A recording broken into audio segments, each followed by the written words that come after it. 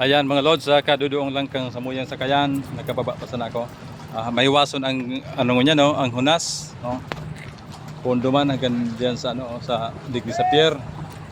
Boss, grabe naman hunas. Grabe hunas po naman. Talaga naman. Okay lang an. Guwapo. Ingat sana ka mo ha. Hunason talaga. Brad, iling Brad, grabe ano naubos sa tubig. Ang problema pala digdi sa pier pag naghunas talagang nauubos talaga ang tubig oh. Dahil siya kaya lang masangsangon ang parong.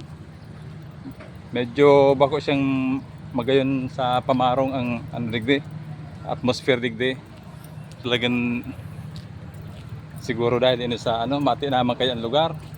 Kakulang mga bulos dahil man siguro magayon kayo ni dapat na iba ang pigubulusan kan sa mga sa mga sa mga household, tapos sa mga malalain ng pighalian kang tubig o kaya talaga maation ang naging digdi sa pier. Sakripisyado talaga digdi ang mga babiyahe pag araw kaning oras. Usually naghunas digdi pag bandang mga alas 12 pasado, lunch time. Kaya lang talagang bata grabe pang init. Okay, so yan muna. Kay punta ko nang mag-rest, pagal-pagal kita hali sa isla. Okay? Once again, good afternoon. Good afternoon na, alas alauna na. Okay.